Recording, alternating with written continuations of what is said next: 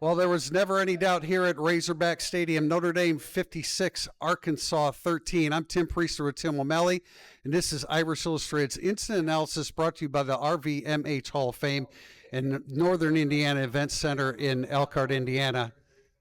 This was over really quickly. When you saw the opening drive by Arkansas, you thought, well, maybe Notre Dame still has some defensive problems.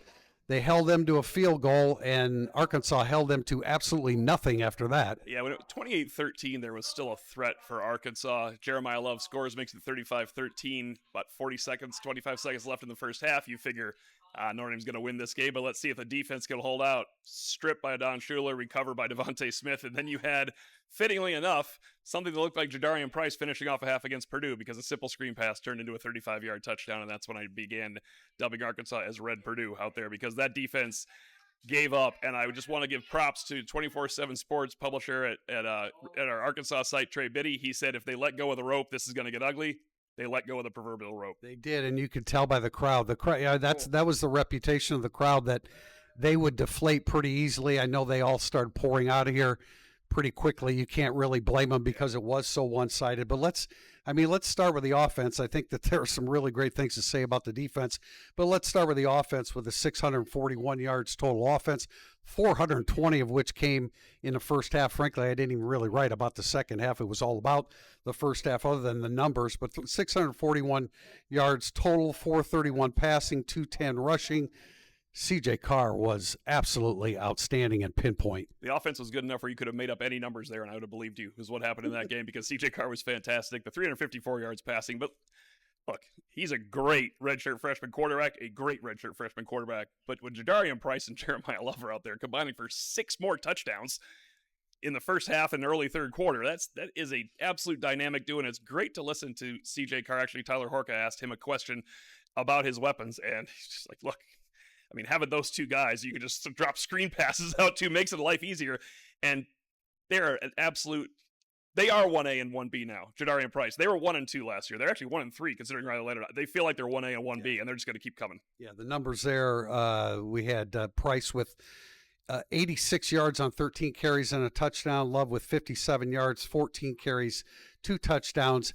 And when you talk about the other weapons, I mean, Faison, Love, Fields, Pauling, Raritan, Greathouse, Jeffrey.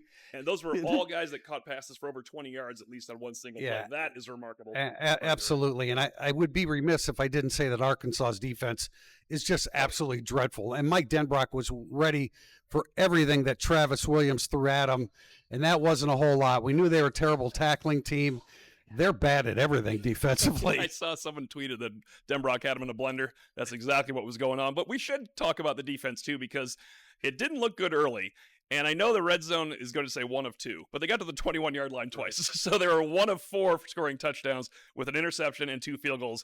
If this game was close, that was our preview, that you needed to stop them from scoring touchdowns in the red zone. It wasn't close, but give some credit to Chris Ash's defense because, first of all, the yards in the second half are empty when they score 0 points. If you score 0 points in the second half in a 4-touchdown spread, you're doing your job defensively. You're always going to give up yards in that situation. I think the final explosives were 10 for Arkansas. You could definitely live with that, and I think it was the 54-yard run. I'm not sure if that was Botello again, but I got to tell you, Taylor Green's fun to watch, though, when he runs.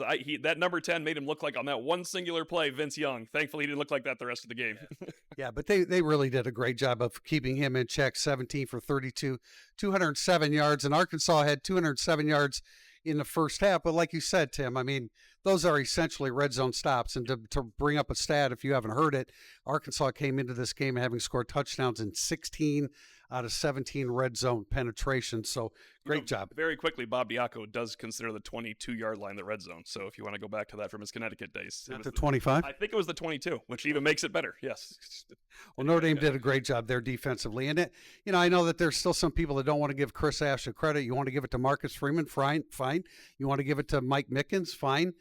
That's why you don't fire a coordinator that you just hired 3 games earlier, because you want heads together to come up with something. And they were, I mean, when you consider that Arkansas is averaging 550 yards a game and 42, 43, whatever it was, points per game, and to hold them to 13 in the first half and none in the second half, it's a tremendous performance, and a little bit of special teams mixed in to start the second half to keep possession of the football. Yeah, I'm glad you dropped that in because that's actually that was the only competitive possession they didn't score a touchdown on, but it deflated Arkansas anyway with Jeremiah Love reverse to Jordan Faison, throw to Malachi Fields for 40 yards. It flipped the field again for Notre Dame. It made it so there was not going to be a quick start to the half. They almost had a quick start to the half with a dropped interception. I think it could have been a dropped interception touchdown against CJ Carr. That was really his only mistake. Everything else, fantastic effort by CJ Carr. You have those two backs. The offense is blossoming now. The offensive line is coalescing. Someone mentioned to me, Tyler James mentioned to me, when's the next time you predict Notre Dame to score under 40? Well, that's a great question. There are some coming up. I do want to mention this. The stats are not going to show it. Eventually there's 3 sacks, but when the game was still being played, there was only 1 sack. But that's not reflective of the job that Notre Dame's pass rush did. From the very first pass, they bothered him enough. And we talked about that, Tim. You don't have to sack him. You don't even have to get credited with a quarterback hurry. But if you can get in the vicinity of him, you can make him inaccurate. I thought Notre Dame did that. They got him off schedule. He only seemed comfortable through 1.5 quarters. And that's what you got to do to a guy like that. Also, shout out to Notre Dame's offensive line. They were under great scrutiny after game 1. They've been really good the last 3 games. So they are now playing like a Joe Moore Award candidate. Not that they're going to win that. That's it from Razorback Stadium. Tim Priester, Tim O'Malley. This has been Irish Illustrated's Instant Analysis, brought to you by the RVMH Hall of Fame and the Northern Indiana Event Center in Elkhart, Indiana.